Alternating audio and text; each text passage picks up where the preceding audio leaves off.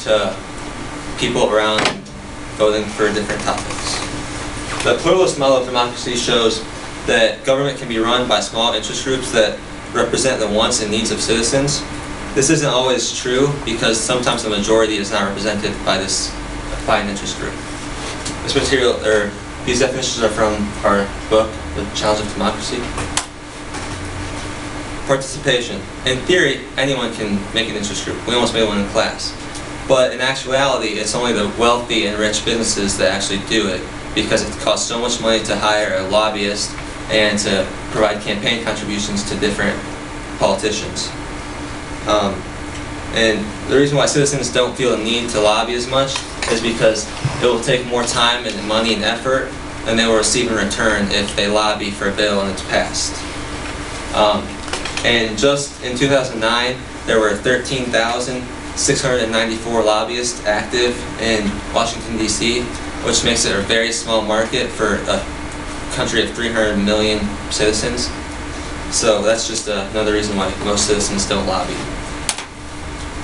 Participation.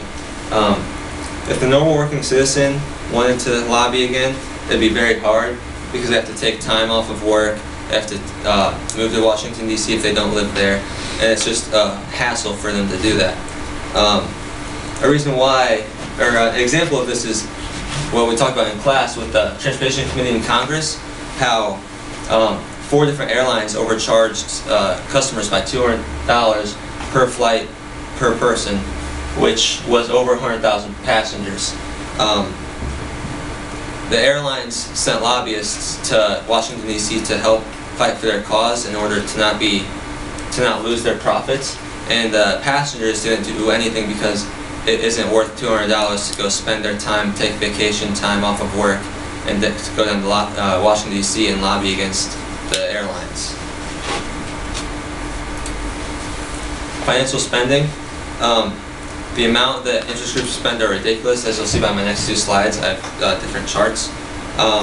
Most of the money is sent to campaign contributions to different congressmen, and this can cause officials to vote differently on issues depending on how much they're being paid. I mean, would you turn down $300,000 to vote yes on an issue? I wouldn't. This chart shows the top 10 interest group spenders in 2010, right before the election. This chart was taken from Open Secrets. It's a political action site. The top spender was a Democratic Congressional Committee, which spent over $63 million in all of 2010. And right behind that was the Republican Congressional Committee, which spent $44 million. A business, the Chamber of Commerce interest group, spent just over $32 million. And it just shows how much money people are willing to spend to have a say in what government does. This chart shows the sector totals spent by interest groups in the years 2011 to 2012. The highest spenders were in the financial and insurance and real estate sectors, which spent well over $646 million on getting a say. The representation was split up 24% Democrat and 52% Republican. Other, it wasn't specified on their website what other meant, but it was, they spent $541 million, and it's equally split up between Republicans and Democrats. Healthcare was another big issue spent, which was $257 million, and Republicans spent more time lobbying against healthcare. That was taken off the Washington Post, sorry. And in closing, interest groups are bad for 3 different reasons. 1, they don't provide equal representation by citizens. That being said, it's a higher cost for normal citizens to do than big businesses, and which provides a little man with no say in what happens in government. Interest groups are also bad because they provide biased information to different public representatives and public citizens. This makes it hard to determine what is being said and what the outcomes will be.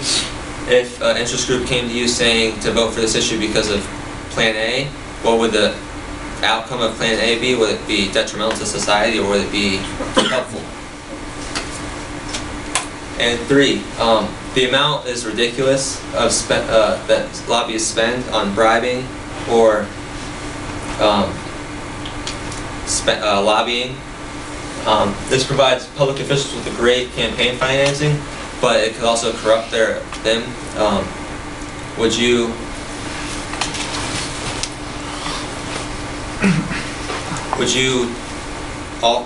decline that $300,000 I stated earlier for voting yes on an issue if you're going to vote yes already? Or would you vote, if you wanted to vote no, would you decline $300,000 anyway? So it provides for a lot of corruption in the Washington, D.C. area. And is my work cited? Any questions?